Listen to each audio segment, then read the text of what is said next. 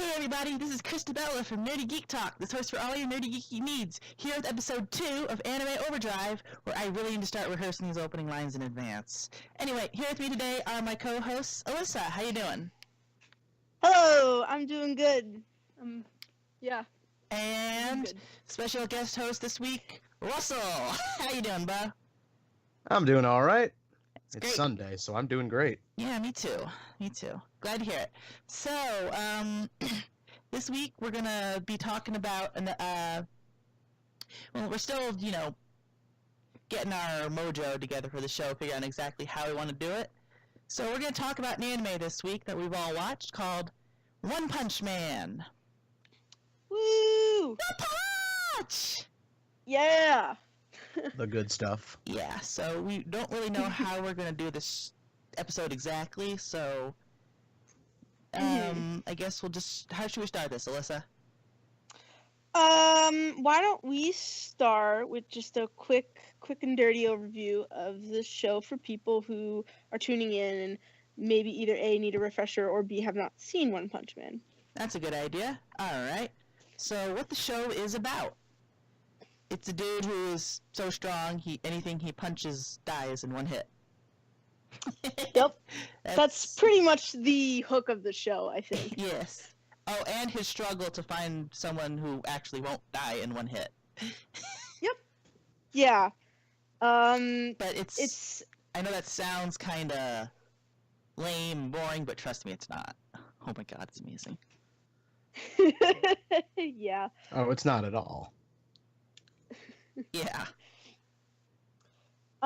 It's also I'd say it's probably like a more comedic take on the shonen genre. Battle shonen, is that the proper term? I use the superhero, but yeah, I suppose. Yes. Yeah. So if you've watched a lot of anime before or superhero comics, I think you'll get a kick out of all the jokes and ways it like plays up tropes and stuff. I think to me that's really where the comedy comes through. So. It also comes through with just how, I don't know, I don't think, is impassive the right word for Saitama? Or is it more just... Did you say impassive? Impassive. I don't know. I don't think Blasé. That's I think is a good word. Blasé works. I don't know Blasé what that is a good means. word So for his okay, attitude towards most things. Blasé is kind of like, it's kind of just like very, I don't know. Okay, here here's from the dictionary: unimpressed or indifference to something because one has experienced or seen it so often before. Yeah, that's Saitama. That is our hero, ladies and gentlemen. Yep. Switch. Russell, you hit it right on the head. Blasé. I do that way too often. That's why I'm in trouble. I also think this is a pretty timely discussion since the season 2 is set to come out this year. I don't remember when, but I know it is in the works. I have heard that it's not going to be by the same studio though, and that some people are kind of, I don't know, upset or concerned about that. Yeah. The first season's done by this, let's call them a grade A+ studio called Madhouse. Mm-hmm. They've done things such as the Hellsing Ultimate OVAs, just a lot of very pretty, very well animated things. Mm-hmm. And I'm trying to remember who it's going to next. I can't. They're a step down in the quality known for what they do. They're not bad. Mm-hmm. It's just not Madhouse. Just as long as it's not Studio Dean, right? I don't think it's Studio God, Dean. Studio Dean. I do not believe it is Studio Dean. Oh no. But anyway. Yeah. Anyway. Madhouse, the studio notorious for never doing second seasons. Liars. Yeah. Overlord season 3 coming in the summer. Oh really? Oh man. Yes. I also think it's probably worth mentioning that One Punch Man started out as a webcomic. Oh yeah, that's right. It wasn't like originally a manga. No. It was some dopey little drawings, I guess. I forget who the original artist was for those, and I mean I never read the original webcomic, but I do know it is a thing. It's one. The creator, he just goes by one. Oh, does he? Yeah, he started it as just like a joke for fun. Like he did it just Saitama's hero for fun. I'm writing this for fun. That seems to make sense. Yeah. And somewhere along the line, it picked up enough traction. And one had always been a fan of the manga artist Yusuke Murata. And Murata's known very well for drawing Shield 21, very detailed, very pretty art. And he's Murata approached him and said, "Hey, do you want to like make a manga version of this?" And he's like, "Yes." I mean, yeah. That would be amazing. It would be like if Araki went up to me and would be like, "Hey, you want to make this a manga?" I'd be like, "Yes! Yes, please!" and then I would just like die. That man is insane, though. And? I know. I'm just saying he's Hirohiko, mother-loving Araki. He's also an immortal vampire. That man doesn't age. I am convinced that he manages to stay off aging through the joy that people get from his manga. I think it's the reaction faces he gets from the weirdness he makes. That too.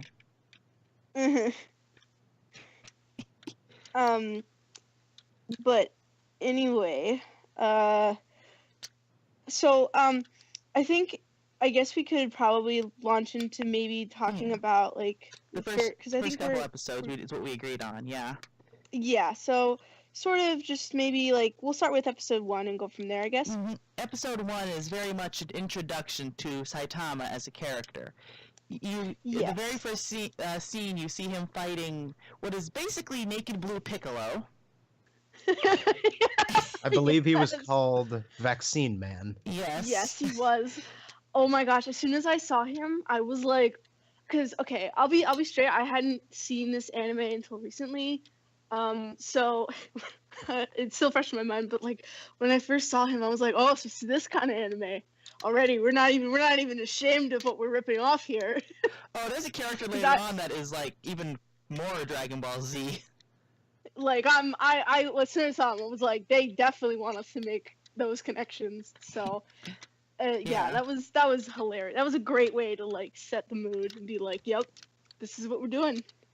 And and then spoiler alert: Saitama hits him with one punch, and he explodes in the guts. And then is visibly upset. Yes, and audibly. Yes. And I think that to me is just a really interesting thing about Saitama too, or the thing that I really grab onto, is the fact that he's just so powerful that he's just like, I just want to have a challenge, you know, like I want to feel afraid again, but I've become such a powerful hero that just everyone just dies whenever I touch him. So everything I touch dies. He's literally Timmy's mom. Yeah. Oh my God. Pretty much. So after that, we get the opening, which is, oh my God, probably one of the best anime openings of all time. Get some hardcore screamo in there. Oh yeah, from Jam Project, good old Jam Project, which has some of the best, OP singers. But wow, that's good English there, Chris. In anime, in the industry right now, together. Including the god himself, Masaki Endo. But anyway, so after that, this is a good compilation musical act that should continue, if all possible. Dude, imagine them doing Sonochino Sadame, or Sonochino Kyoku. That'd be even better. Oh, they're both good. Oh, that would be amazing, though. But we're talking about One Punch Man and not JoJo, so. Yep. Let's continue. You sure about that? I mean, we'll probably do a JoJo episode very soon. I feel sure. Probably, yeah. And then after the opening, we get into Saitama's backstory. We flash back to 3 years ago, and then he's like leaving he encounters a Bisk. villain named He meets You Bisk. say that again? He meets Oh yeah, Bisk. yes he does. Bisk, I'm Crab Man. who had nipples drawn on him Oh with yep. Sharpie. I really liked crab, and I ate a lot of crab, and now I'm a half crab guy wearing underwear. That's literally his backstory. That's not Russell being Russell. And that's Which great. is which is literally like the best thing. When I heard that, I was like, I love this. Like, if you want evidence that he drew this, that he made this for fun, there's your evidence. I mean, he's like, his upper half is a crab dude. The lower half is a regular dude wearing tighty-whities. And he's trying to kill this kid who basically has a giant ballsack chin. Yeah. Yep. Yep. It's like Quagmire. He looks like Quagmire from Family Guy almost. But it's more circular. Yeah. Yeah. Circular. Yeah. I thought it looked more like a butt than a. It was a butt. You're right. Yeah. Yeah. Butt chin. Good old butt chin. It's really fun. Yeah, it's totally great how it plays with your expectations. Because, I originally, when I saw, like, oh yeah, this really big chinned kid, and I was like, big chinned? Like, are we talking, like... Some kind of clamp stuff here? Like what? Like, are we talking, like, Transformers animated chin? Like, is that what we're talking about? But, no, I was way off. We're talking the Crimson Chin. I was like, oh my god. The Crimson Chin. But, like, without having worked out. Yeah. And Nice. I was like, oh my god, this is even more ridiculous than I would have ever imagined. And it's glorious. Yep. And then after that, Saitama saves the kid and kills Crablante. Yeah, he literally wraps his tie around his eye stalk, and somehow I guess that one eye stalk was connected to every organ and muscle in his body because it pulls out in one long trail. Delicious. And then he's dead. He dead, like dead. And yet somehow he's not like flat. I think there was literally more guts than there was body. I mean, also an exoskeleton. The man is a TARDIS. It's bigger on the inside. Oh my gosh, yeah. Yes, and which I guess automatically sets up even as a normal guy at this point, Saitama's still kind of awesome because he was able to eat this crab without even like really doing that much. Okay, I just realized there's a joke to be made here. Crab people, crab people, walk like crab, talk like people. Anyway. Remember, kids, Saitama is evidence that you too can quit your day job or be fired and then become a superhero. Yes, actually, his workout. I actually have his workout on a t-shirt. Never take my advice as fact. Please don't do this. Let me find that t-shirt, actually. Hold on. Talk amongst yourselves. Alright. So, Russell, do you like eating crab? Yes. Oh man, what's your favorite kind of crab meat? Yes. I'm back. That is my answer to that question. I don't eat seafood. I don't eat anything that comes out of the ocean. There's evil there that does not sleep. To be fair, you're also in the Midwest, so I wouldn't trust any seafood from there that isn't catfish. Fair enough.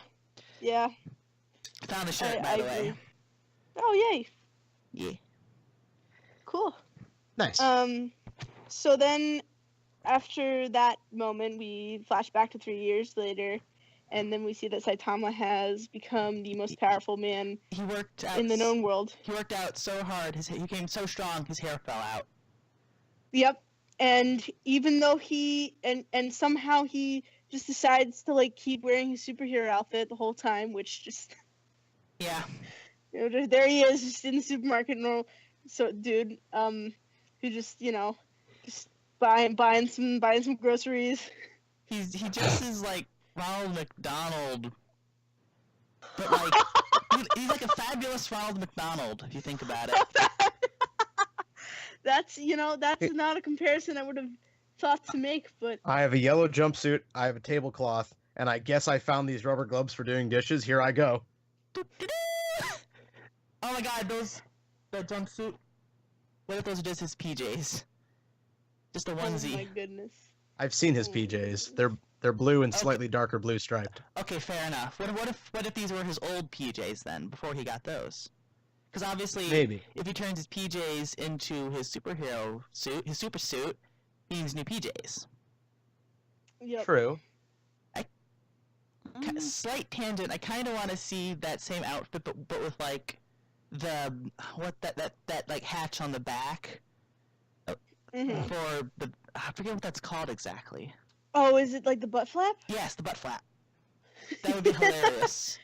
The poop Yeah, shoot? because then he doesn't There have you to go. take off his outfit like when he goes to the bathroom. Exactly. See, it's more efficient that way. I do like the idea of Saitama's outfit being just stuff he found and like laying around his house. I'm like, well, guess this will work. I mean, the entire cast's outfits are actually very simple as a whole. Yeah, that is true. I mean, when Genos appears, he's just wearing a sleeveless shirt and jeans. Yeah. Most of them have like single color outfits. Tatsumaki, who we meet a lot later on, she's just wearing basically a black shawl cloak thing, Yeah. Yeah. which I like that. Mhm. Who is this sassy lost child? She is literally me. Who is this sassy lost child? Oh my goodness. And then once we flash back, we get to the next big fight, which is between the two brothers. Oh yeah. Oh my god. Okay, yeah. So he like one of them creates a serum that makes him super duper strong and also a giant. And they just kind of walk through the city and they're like, yeah, we're gonna be the strongest ever. We're gonna pulverize everyone for reasons. And Also, this is where you find. What? Wait, what? And then What were you saying? suddenly Saitama is on his shoulder. Think kind of that episode of Trigun with the giant man and his tiny father, except, less motivation, about 80 times the size. Yeah. Yeah. Also, this is where we find out that the cities don't actually have names. They're just City A, City B, etc. through Z. which is just hilarious to me. I feel like that kind of like pokes fun at the idea that like even in like your average superhero or Dragon Ball Z or whatever, the location that the whole fighting takes place in doesn't always matter all that much. I mean, in Dragon Ball, it's just like North City, West City, South City, Central. Exactly. Yeah, and then No, the so I think islands are just random islands. I think Central City was something. that. I think that's Full Metal Alchemist, but still. Central City is Full Metal Alchemist, but I'm trying to remember. Yeah. Yeah, which I thought was just a great joke too. And then I think this exchange is my favorite in this episode, which is when the older brother, I guess, the smart one, is like, "Get him, brother! He's on your shoulder!" And then he just squashes. Kill the guy on your shoulder. And then he just squashes his own brother by accident. And yeah. oh my! I was like, I this is so funny, but at the same time, it's kind of tragic, and it's funny in a tragic way. It's so messed up, yet so hilarious. Like God, like I mean, it's I guess what's funny to me so much about that joke is just that like, yeah, that would probably happen if he wasn't entirely sure where his brother was, and he's that large.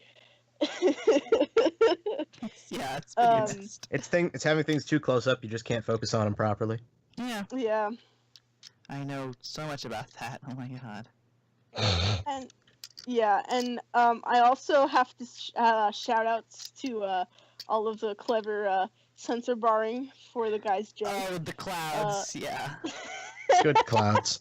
It's like the Austin Powers effect. Yeah. Type of yeah. censoring. What a montage. Yes. Then what happens after that? That is the Subterraneans, I believe. Oh yeah, that whole that dream was sequence. that was thing. great. Like it starts off so epic and the fighting and like you really get, like when I first watched it, I was like, oh crap, where are they gonna go from here? Yeah. Like, holy cow! But then the big reveal. After this whole Surprise. huge, amazing, epic fight where he's finally getting challenged and enjoying himself, and it's the best thing that's happened to him since he became a hero, and then his alarm clock goes off. Yep. I mean, He's just... And then there are actual subterraneans outside, but they're like super duper pathetic muda. Yep. And I have to say, I think the backdrop of that fight where you just see all of the subterranean people's bodies on the ground and like that's what he's fighting on, and like here's this like the master of them like going to challenge him, and he's just like, yeah, and like it had like that sort of like epic feeling, which I guess just made the reveal all the more like, dang it. You know? So Yes. I really liked that detail. I did too. Yeah, so overall, I think this was a good like first episode. It like starts out as a good setup for like, you know, what to expect, the kind of humor that you're gonna come across. What Saitama's all about too. Yeah, that too. Do you guys have any like criticisms or like things you didn't particularly like? Not really. It's a no, pretty darn good first episode. Yeah, I agree too.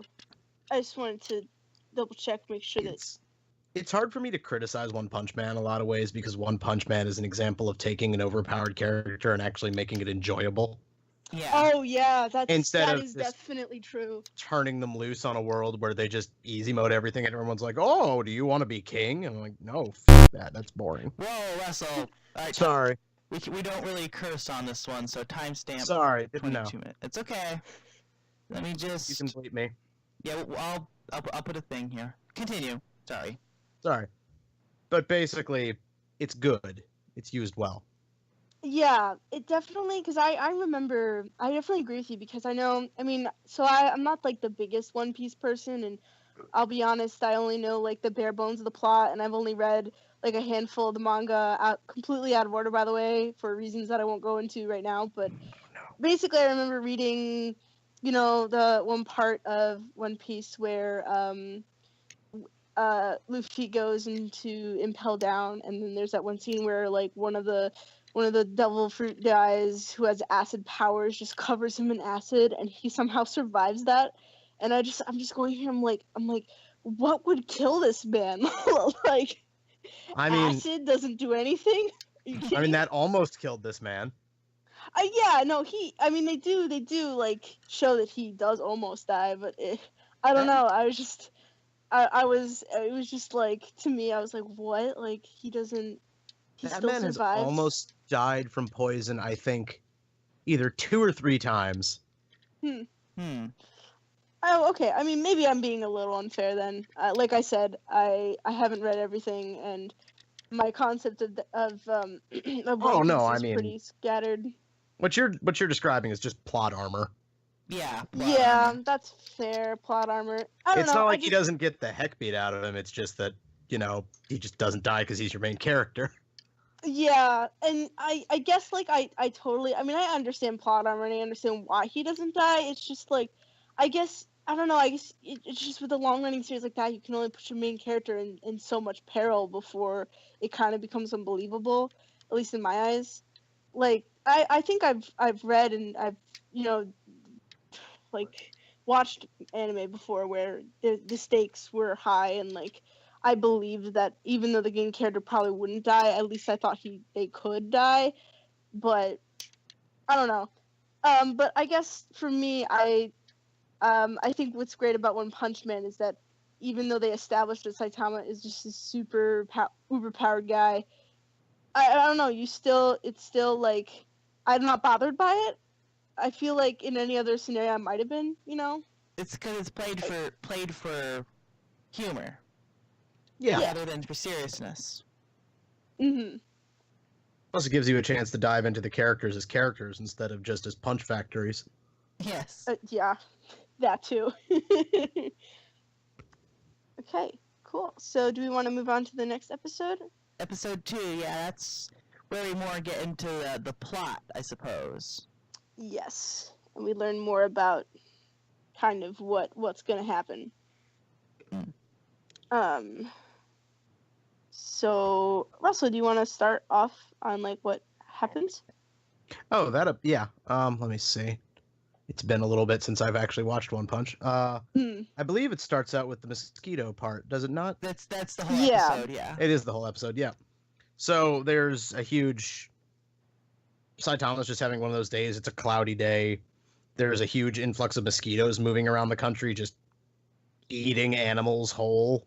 No one knows what's happening. Desiccating them. Exsanguinating them is the word. Then exsanguinating, yeah. That is the word. Yep. Vampirism. And then he's just, for some reason, out on his porch watering a cactus, I think. Yeah, he has that cactus. And being incapable of killing one mosquito. Yeah. That's my favorite plot. That's like my favorite plot of the whole episode was his mission to kill that one mosquito. That one darn mosquito. And then you enter our secondary main character, Genos, who is a blonde cyborg man who shoots fire from his hands. Yep. Who has been tracking it, and it turns out, at a certain point in the episode, you find out those mosquitoes are being controlled by a monster who is a giant mosquito lady. Who is incredibly... voluptuous. And, and very entertained, shall we say, by the process of blood sucking. Yep. That's sucking. Yeah, I guess. Yeah, let's go with that. Yep. No K's, only C's. I have to say though, I will say that I enjoy the fact that this episode plays up the fact that mosquitoes are very dangerous creatures, but like in a very literal sense. Oh, she's fast as heck. Yeah. So what are you guys' opinion on Genos as a character? I think in any other series he would probably be the protagonist. Oh yeah. But yeah, probably. Yeah. Genos is one of those pure boys. He's like, I want to be strong so I can do the revenge thing and kill this robot that's running around and hurt my people. And he sees Saitama as this like complete bastion of strength, and he's like, teach me your ways, I'll do anything. And he's just very diligent in that regard. But Saitama's like, I'm just kind of being annoyed, but sure, whatever. And later on, when he's telling him his whole backstory, and just as he keeps going, Saitama just gets more and more like annoyed and just simplify it to five words or less. Yeah. I think that's really great. I really like how Saitama is kind of sarcastic towards Genos in that way. I think it makes their dynamic pretty interesting. Yes. Because I don't know. Do you guys feel that Genos is more like Saitama's sidekick, or do you think they're more on even terms as far as their characters go? I'd say they're more on even terms. As a general overall like power dynamic or whatever they do. On comedic terms, I feel like Saitama's someone who's forced to be the comedian, even though he's basically a straight man and is tired of things, for the sole reason that Genos can't do anything but be the straight man. Yeah. Yeah, that's a good point. Yeah, and I do think it's I forgot. You know what? Someone else talk. I forgot what I was saying. I lost my train of thought. So yes. Oh wait. I was gonna bring up the House of Evolution. Yes. Thingy that gets brought up.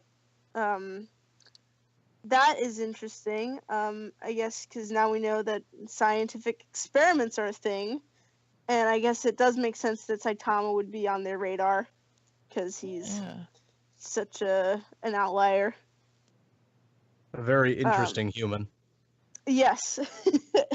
Not very often that you have someone who's able to punch people into goo. With consecutive normal punches. Yes. Exactly. So that's brought up. Although I don't, House of Evolution doesn't come into play until a little later, right? I think that's At least, episode like, I mean, 3. this is It's Yeah. 3, yeah. This is more of they're just like, hey, by the way, we exist. And what else was I gonna? Sorry. I feel like the episode, I believe, ends around the point where they're beating up the other minions, wasn't it? You know what? Let me check something. Let me check. Well, on that. is the armored gorilla involved in that one too? Was I feel like he is. I thought Armored that- Gorilla and Beast King. I thought that was episode 3. Let me just check my list here. Hold on. I I think think- armored No, I don't- gorilla like comes in this episode towards the end, and then like the Oh, yeah, cliffhanger is like yeah, you're right. there. That's right. Okay. 'Cause I haven't gotten episode 3 yet, so yeah. Wow, I Yeah. have not watched this in forever. How am I remembering this well? Well, I guess it's just a good testament to how good the show is. It sticks in your mind. So yeah, That is true, it does. Yeah, so they send more minions. They send the first one is just like this praying mantis thing that he just punches in the face and it dies. And then there's, Mhm. I think, a slug And and something A else. frog, and they just Right. get beaten up off screen. Then there's Yep. the mole, Ground dragon, I believe. which drags Saitama underground. Then there's the lion, Beast King or something, King of Beasts, yeah, or something like that. and then armored gorilla. Yep. They saved Harambe's brain. But they replaced it with a very small satellite dish. Oh my gosh. Yeah, so what did you guys think about this episode on the whole? Look. It's fun. Yes, Yeah. as to be expected from this anime. Yeah.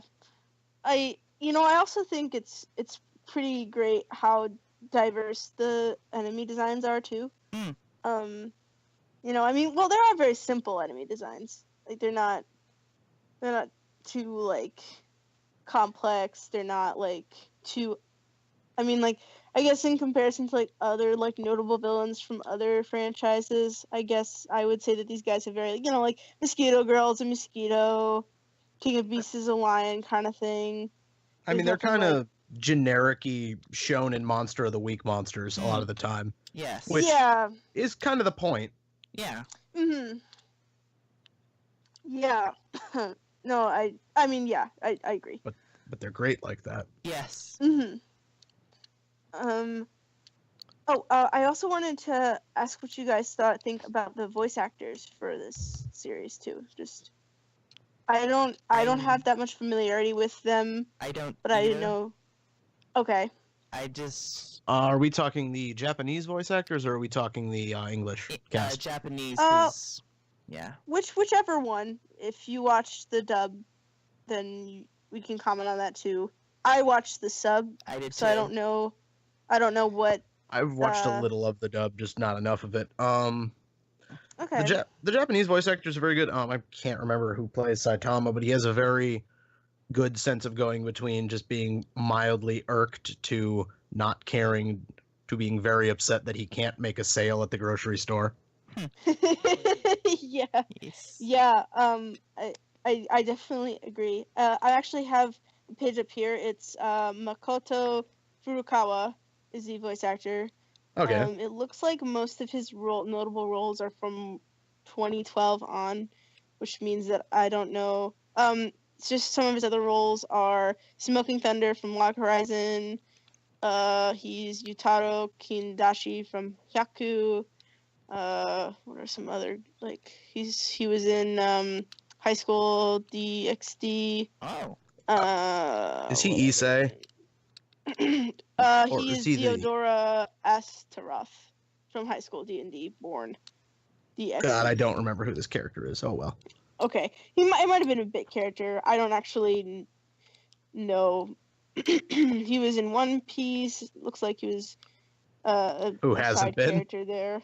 That's a good point. Yeah. Who hasn't been in One Piece? I love One Piece, but who hasn't? Yeah, so it looks like, I mean, from what I can tell, at least from all the anime that I know, it looks like Saitama might be his most notable role as far as main characters go.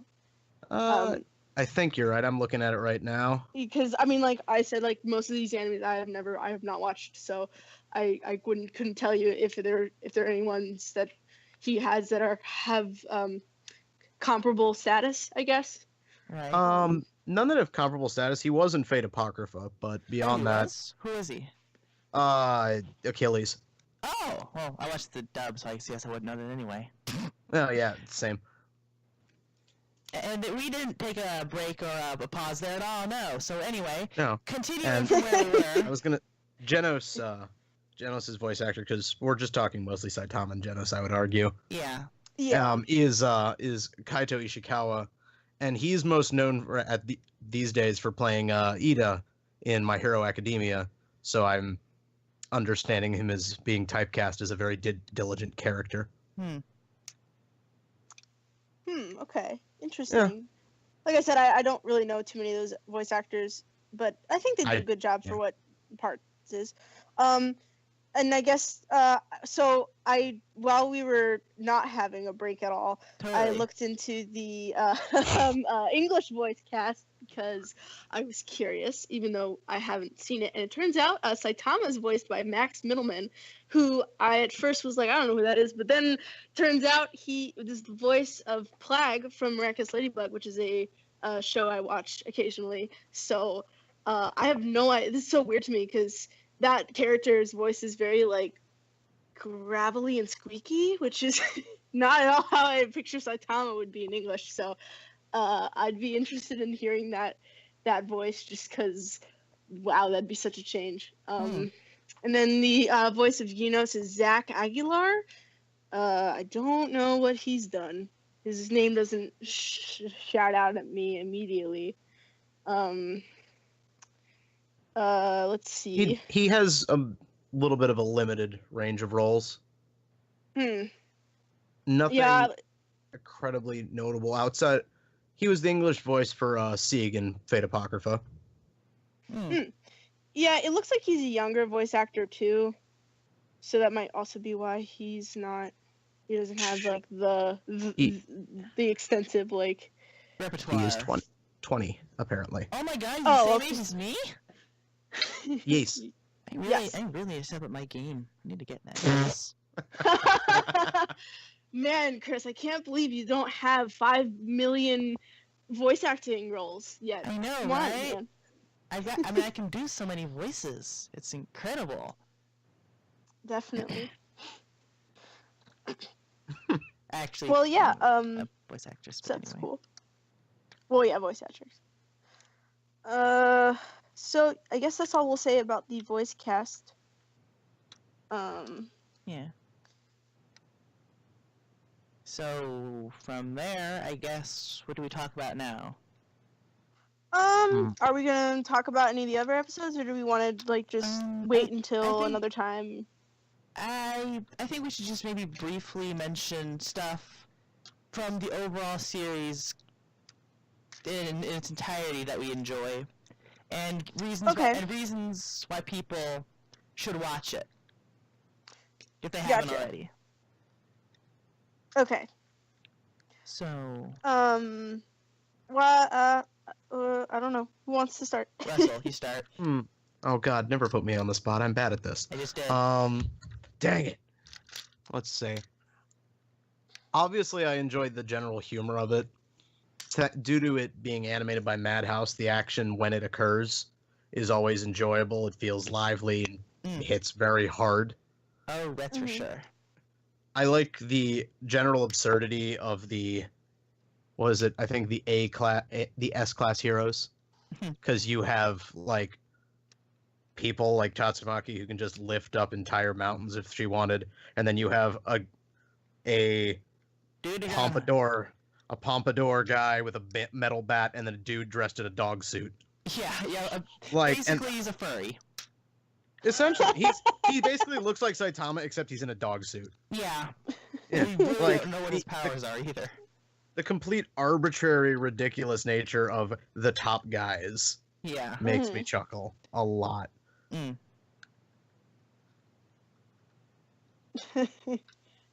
Yeah, I definitely agree with that. Yeah, I just like it because it is a silly adventure. It's just it's a great story from beginning to end. Normally with some anime, there's you'll have 1 or 2 episodes a season that are just kind of eh. With this, I really didn't have that. Each episode was just as exciting as the one before it. Mm. You really didn't have any that were stinkers, as far as I remember. So, yeah. Yeah, that I also feel is the same way. And I don't know if it's just me, but I feel like the 12 episode length, in my opinion, is how in comparison to shows that maybe have 26 episodes per season, I think it's more likely for shows that are a little shorter, more compact, to have really great episodes. At least in as far as all of the anime I've seen that have 12 episode seasons, they typically are very tightly compacted and well done that way. I mean, that's obviously not a hard and fast rule, but but I feel with the 26 episode, that's your standard season length, I think, at least for syndicated television, right? Over there, the standard length is actually about the 12-13 because it's really? Yeah. Okay. 52 4 seasons a year, 52 weeks in a year. They tend to do 12-13 episode bursts because it's the committee system kind of just crunches it in that way. Oh, I see. Okay, so then I guess I'm comparing it to Western TV shows where the season tends to be 26. Yeah, of course, it all depends on budget and scheduling as well. So, and some series that are known to be super popular will be ongoing, like Dragon Ball Super. Oh yeah. I mean, One Piece has been airing on air since 1999. Exactly. So. yeah, it's I'm actually kind of surprised it's been going on as long as it has been. Russell, would you say that was a bizarre summer? In a crazy, noisy, bizarre town. Great day. Those are great days, I tell ya. Running around having to chase things. JoJo references. Woo! Yeah. So I definitely agree with what you're saying, though, Chris. That there aren't any episodes that are totally flat. Yeah. I think one of my favorite parts of this series is all of the names. I think my favorite name is Speed of Sound Sonic. I am not entirely unconvinced that is a reference to Sonic the Hedgehog. Oh, he almost has to be. I have to be I'm convinced that they were banking on the fact that people would draw that connection. Whoa, gotta go fast, dude. Chili dogs. Whoa. I think his name is just a goof on redundant and strange names as well. Yeah. Yeah, definitely. He is a redundant character. And then you have something like Carnage Kabuto, which is just. And then I totally buy that. Moomin Rider. Kamen Rider on a bicycle. I love Moomin Rider. Don't you talk bad about him. No, I'm not. I'm just saying you got that guy. Another reference. Yep. Oh, and then there's also the wonderful Flashy Flash. I don't remember that one actually. It's one of the S-Class heroes. I think it's in episode 10. Okay. Atomic. Yeah, I don't know. I think he's a big character, so it's not that important. But it's just funny names. I just like all the funny names. I think I can tell names. that they're having fun with it. And I think that's also what makes this show work, is it's totally having fun with itself. It doesn't take itself too seriously, which I think makes it work. If it was sort of like that, I think it would have been easy for them to have made it more in line with your typical gritty shonen fare, but that would have made it really oh god bad. the gritty reboot of One Punch Man. Oh, Please no. I'll take no No. on that. Yeah, No. I'd rather not. The gritty reboot. Saitama's outfit is just slightly dirty. That's perfect. That's perfect. Oh That, no! you know, Oh no! I spilled ketchup. Gritty reboot.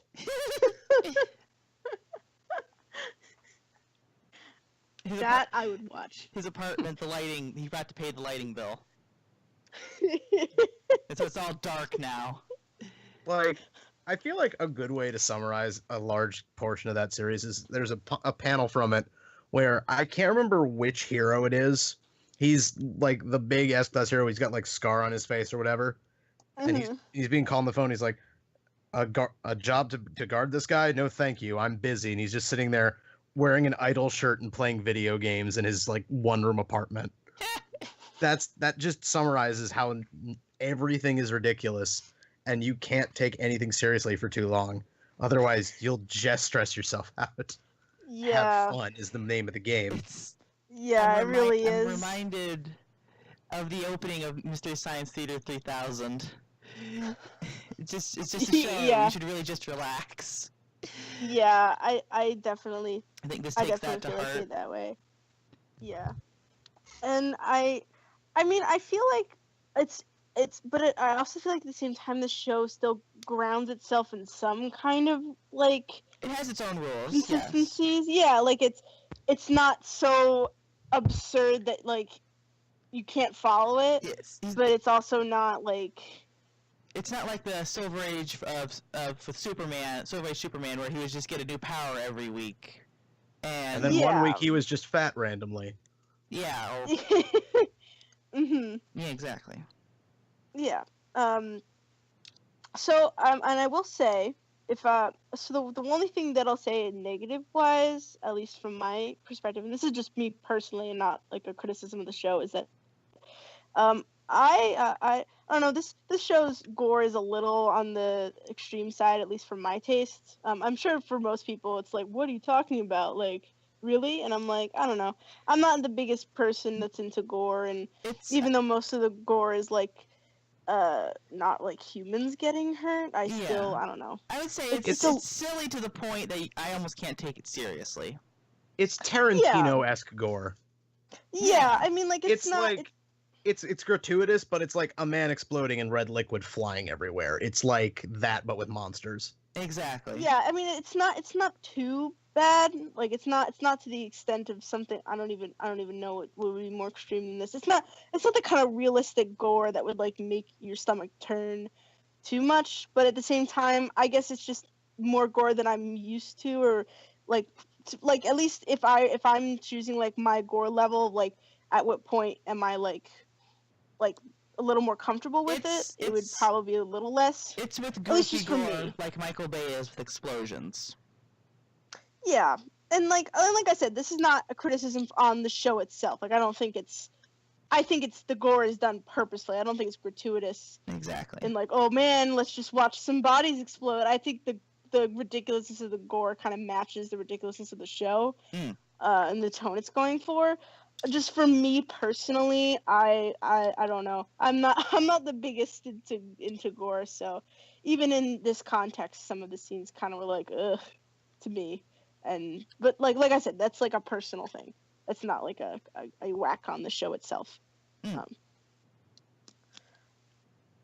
So yeah, I guess is that everything we wanted to say about One Punch Man? I think so. Russell, do you have anything? Watch it. Yes. Oh yeah, reasons. We should give people reasons to watch it. Sure. If we haven't already, just everyone just Like a yeah. Just a quick little list of things. Like, honestly, first and foremost, that OP. That OP. The opening is great. Yes. It's a lot of fun. It's something you can relax with. Mm-hmm. Even though it's relax. Excuse me. You can relax because at the end of the day, even in the heat of action, sometimes you can't take things seriously. Well, no, I mean it's just the OP, the opening. Oh, not the OP. No. I meant the series itself. Oh, okay. I'm talking about the OP. No. Yeah, you can't relax that. Woo! No. Mm-hmm. But with the show, I would agree with that. Yeah. Nope. Go. You keep going. Go. No. You want me to go? Yeah, I wasn't saying anything, so go. Oh, okay.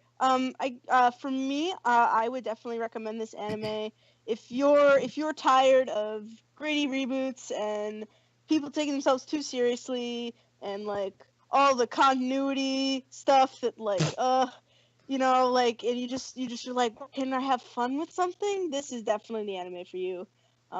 It definitely like asks some questions, but like also in a fun way. Like I think it takes the idea of what if someone was the most powerful man on earth and just kind of takes it to its logical extreme, and really has a lot of fun with its concepts, and has a lot of fun with superheroes as it is.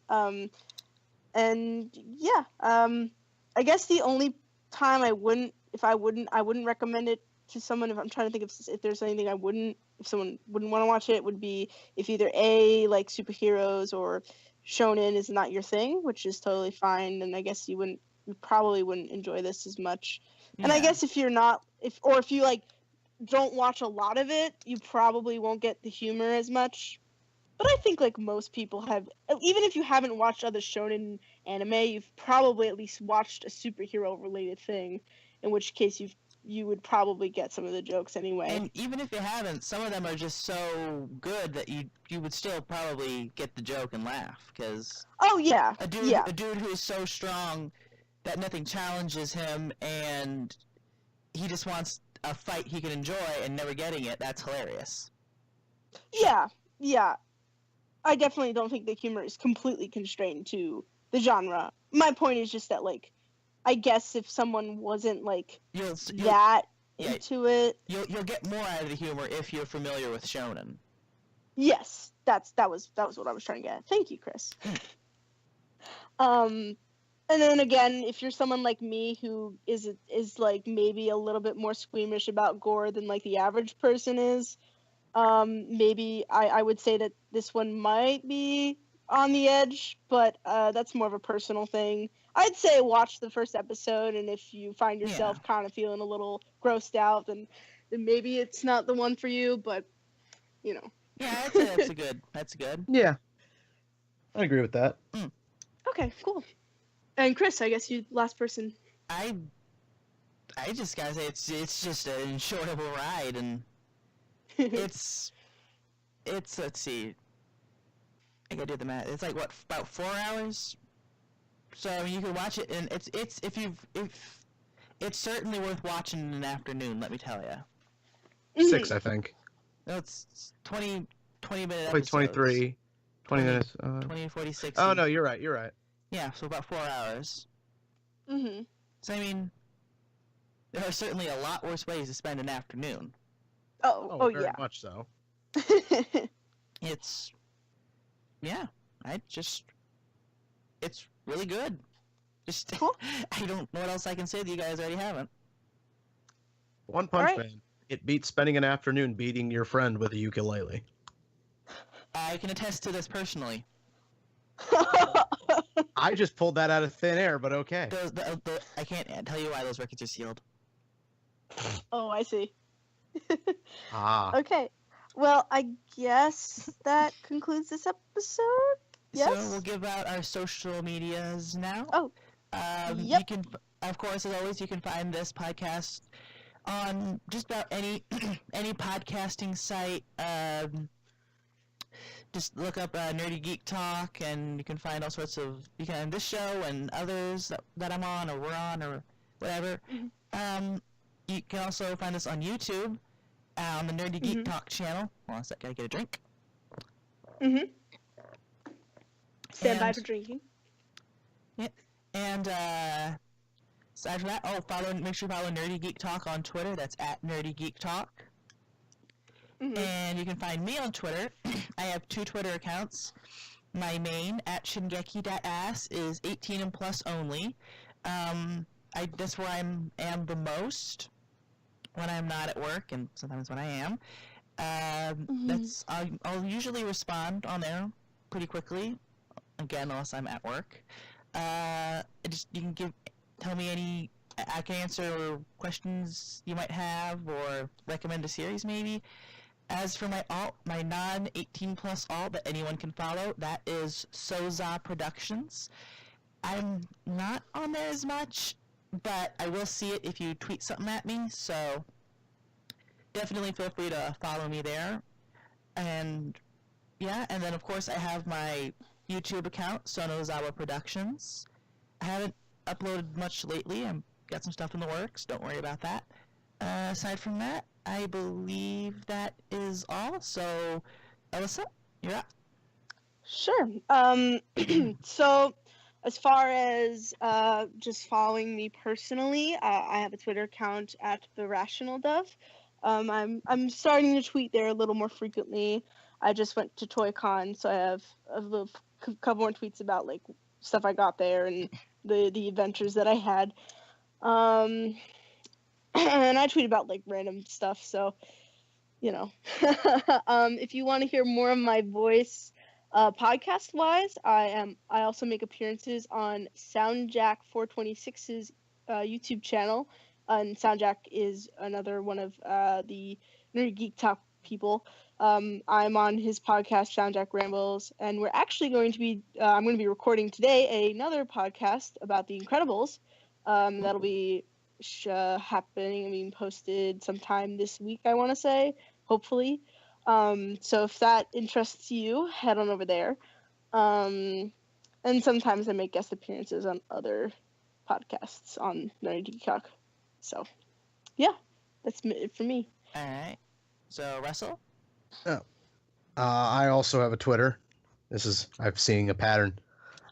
You can find me on Twitter at Altered Ego with 2 underscores at the end of it. I also have a separate anime podcast I do called Raketo Punchy, which can be found on Twitter and Facebook and SoundCloud and iTunes and places. And I mostly just share and talk about anything under the sun that shoots my fancy. All right. Nice. Yes. Yep. So with that said, I guess we'll see y'all next week. And no idea what we'll be doing. So till then, take care and bye, Anara. Bye. Bye-bye.